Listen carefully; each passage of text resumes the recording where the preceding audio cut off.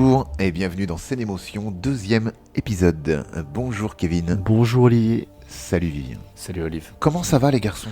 Ça va très bien. Ça va. Et toi? Moi ça va super bien. Je suis content de ce nouveau format. C'est plutôt très cool, très chill. Donc c'est à mon tour de vous présenter une scène et on va la lancer tout de suite, la découvrir. Enfin vous allez la découvrir ensemble. Je vais la narrer comme ça avait été le cas lors du premier épisode et je vais vous expliquer ce que ça m'a fait ressortir et pourquoi. On y va? C'est parti. Allez. Et c'est parti. Donc évidemment, vous aurez reconnu le film, il s'agit de Rogue One, qui est, je pense, le meilleur Star Wars sorti ces 20 dernières années. Et c'est l'acte 3, l'acte final, où Vador apparaît, et il va y avoir, vous voyez, un déluge de colère, de force, de démonstration de force, en fait, de l'homme de main qu'on a découvert en 77 dans Star Wars, et qui au final dans Star Wars, le premier du nom, Un Nouvel Espoir, servait pas à grand chose à part à ressembler à un suppositoire. On est bien d'accord sur ce fait. Et il n'y avait pas de démonstration de force comme ça.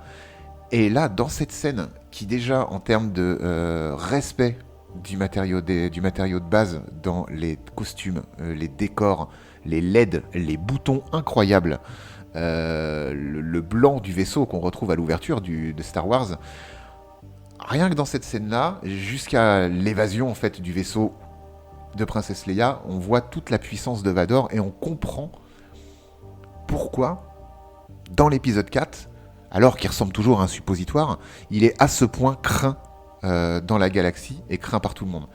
Et cette scène-là, quand je l'ai vue au cinéma, elle m'a vraiment, comme je disais, elle m'a hérissé le poil. Parce que j'avais vraiment l'impression que pour la première fois, en je sais pas combien de films, beaucoup trop, on rendait honneur à vraiment la rage et la noirceur de Vador. Et ça m'a fait un bien fou de voir ce mec en costume noir, parce que soit on l'a vécu, on l'a suivi ses aventures enfant-adolescent jusqu'au passage ridicule où il devient Vador, soit on l'a vu, le Vador vieux qu'on a dans la trilogie originale, et après il est plus là. Et là c'était vraiment un baroud d'honneur je trouve pour Vador, qui a été réhabilité pour moi avec cette scène, et qui en plus la scène est tellement bien raccord avec l'épisode 4 qui pourrait s'enchaîner juste après le départ. C'est vraiment tu fais pas noter la caméra à 180 dans la galaxie et le vaisseau file dans ce qui part à droite et le vaisseau arrive par la gauche, je crois, dans le Star Wars original, et ça pourrait être ça. Et rien que pour ça, cette scène je l'ai trouvée absolument dantesque. C'est moins d'une minute, je pense, vraiment d'apparition de Vador, de l'apparition du sabre laser à la fin où il est dans l'espace, la cape au vent un petit peu, bon, c'est Star Wars, il y a du bruit dans l'espace, mais où il voit le vaisseau de Leia partir, c'était absolument génial. Et c'est ça que ça m'a fait ressentir, une satisfaction et du happiness pour ce personnage qui a été, il est emblématique, et je trouve qu'on l'avait jamais vu dans son costume vraiment s'énerver en fait, et c'est ça que je voulais vous présenter aujourd'hui. Des questions? Non, moi j'ai pas spécialement de questions. Parce que je trouve que ton ressenti, je pense qu'il est partagé par pas mal de monde, dont moi. Et comme tu dis, si je peux juste apporter un truc, donc Rogue One, le film est assez intense, et au moment où tu te dis, bon, l'intensité est passée, il m'a déjà fait vivre toutes les émotions que je voulais, t'as cette scène-là avec Vador qui te remet un coup de frisson, comme tu dis, vraiment la chair de poule.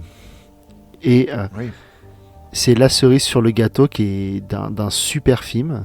Et t'as ça et tu te dis, ok, Vador, c'est vraiment le Vador qu'on aurait aimé voir dans 4, 5, 6, parce que c'est tel qu'il est présenté, mais on pouvait pas aussi dû aux effets techniques. Mais là, tu sens que c'est pas un papy, quoi. Il est là pour déboîter du rebelle, la résistance, et il rigole pas. Et comme toi, grosse émotion, la chair de poule. Et c'est vraiment réhabilité. C'est le mot important, je pense, c'est la réhabilitation de ce personnage. En fait. Tu comprends pourquoi Vador est Vador. Pourquoi il est craint dans toute la galaxie. Il est à ce point craint, en fait. Exactement. Vivien, t'as quelque chose aussi à dire? C'est ton ressenti, toi, sur cette scène? C'est ni chaud ni froid, ou plutôt cool ou... Non, bah, Star Wars, moi je suis un grand fan et c'est vrai que cette scène elle m'avait énormément plu. Parce que non seulement on retrouve la puissance, la force, la rage et on va dire le poids de Vador. Parce que Vador a un certain poids hein, quand il se bat, tout ça. Il est lourd, C'est pas c'est des lourd, coups qu'il donne, il écrase. c'est très très lourd. Et là tu retrouves ça, sauf qu'en même temps tu retrouves ça dans une légèreté en fait de mouvement que tu veux voir aussi dans Vador parce que Vador est le plus craint parce qu'il est le plus fort euh, et, euh, et tu retrouves les deux en même temps. C'est assez incroyable. Euh, et ça fait une parfaite transition bien sûr avec l'épisode 4 Ah, complètement.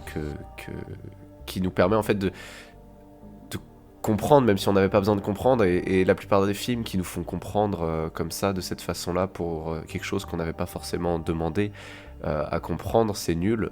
Et ce film-là est réussi, notamment grâce à cette scène-là, et même grâce au film en général, mais cette scène-là c'est comme tu as dit, c'est la cerise sur le gâteau. C'est un bonbon, c'est le bonus. Moi, je m'attendais pas du tout à la fin de ce film qui m'avait déjà vraiment satisfait. Je m'attendais pas du tout en plus à avoir l'instant Vador en fait. Et c'était vraiment vraiment chouette. Qui plus est, dans cette scène-là, il utilise des gimmicks en arrachant avec la force du coup les tuyaux et les machins. C'est des gimmicks qu'on voit déjà quand il affronte Luke dans l'Empire contre-attaque. Donc il y a des rappels. C'est le biais de la nostalgie, il joue à fond et c'est vraiment un respect de l'œuvre originale et une mise en valeur du personnage qui est incroyable. Eh ben merci beaucoup les garçons. Merci à toi pour ton Ce ressenti. petit moment de partage. Et surtout, et vous, qu'avez-vous ressenti ?